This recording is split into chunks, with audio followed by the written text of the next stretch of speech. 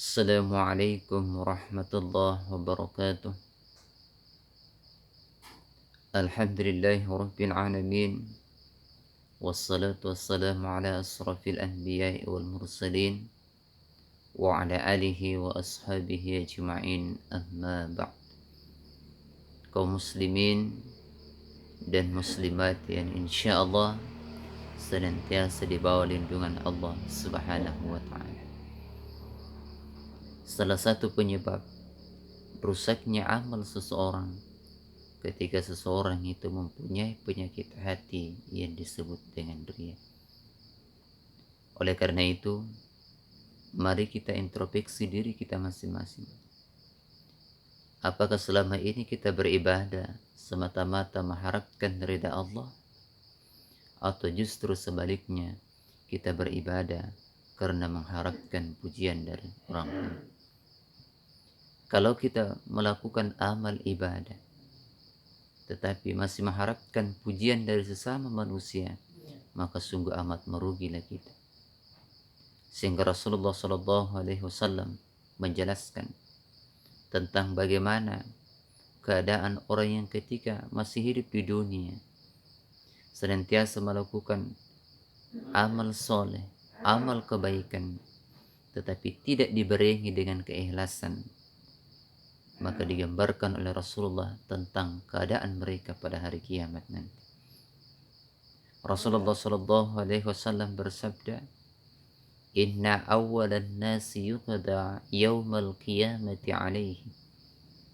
Sesungguhnya manusia yang pertama diadili pada hari kiamat, yang pertama adalah orang yang mati syahid.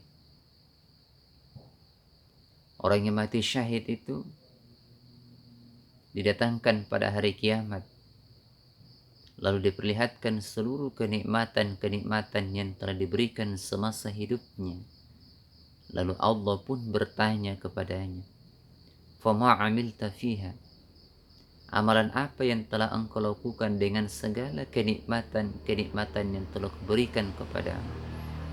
Maka ia menjawab, "Saya senantiasa berjihad, berperang, sehingga akhirnya saya mati syahid karena engkau." Tapi apa kata Allah? "Kazabat, engkau dusta. Karena sesungguhnya engkau berperang, engkau berjihad hanya karena ingin dikatakan sebagai seorang pemberani." Maka Allah perintahkan malaikatnya untuk menyeretnya, bahkan melemparkannya ke dalam neraka. Na'udzubillah min dzalik. Padahal perbuatan yang dilakukannya semasa hidup di dunia adalah perbuatan yang baik, tetapi dibarengi dengan sifat riya. Yang kedua adalah orang yang senantiasa menuntut ilmu dan mengajarkan ilmunya, dan orang yang senantiasa membaca Al-Quran tetapi tidak dibarengi dengan keikhlasan.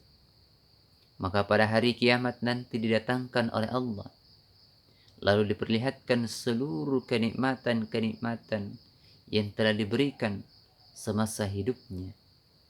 Lalu Allah pun bertanya, "Fama amilta fiha?"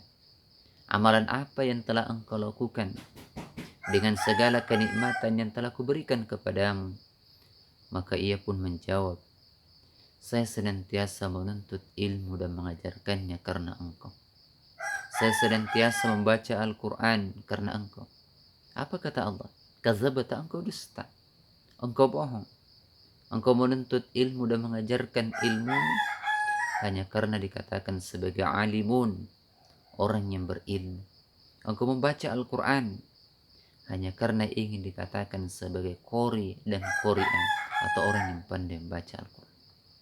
Maka Allah pun perintahkan malaikatnya untuk menyeretnya ke dalam neraka. Na'udzubillah min dzalik. Padahal perbuatan yang dilakukan semasa hidupnya adalah perbuatan yang baik.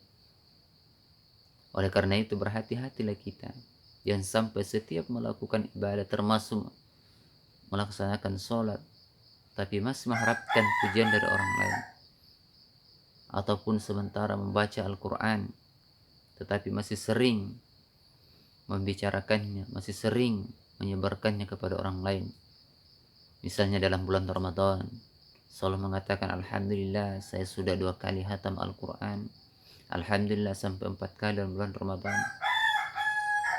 Keluar Ramadan masuk bulan Syawal, di sharing lagi, di posting lagi, alhamdulillah hari ini puasa Syawal. Na'udzubillah min dzalik. Ibadah bukan karena Allah yang akan membuatnya merugi. Na'udzubillah. Kemudian yang ketiga, yaitu orang yang diberikan kelapangan rezeki oleh Allah berupa harta benda. Itu pun didatangkan pada hari kiamat, lalu diperlihatkan seluruh kenikmatan yang telah diberikan semasa hidupnya. Allah pun bertanya, "Fama amilta fiha?" Amalan apa yang telah engkau lakukan dengan segala kenikmatan yang telah kuberikan kepadamu? Ia pun menjawab, saya tidak pernah meninggalkan infak.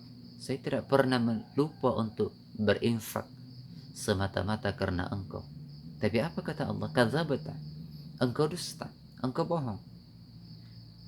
Sesungguhnya engkau bersedekah, sesungguhnya engkau berinfak hanya karena ingin dikatakan sebagai orang yang dermawan. Maka Allah pun perintahkan para malaikatnya untuk menyeretnya dan melemparkannya ke dalam neraka. Na'udzubillah.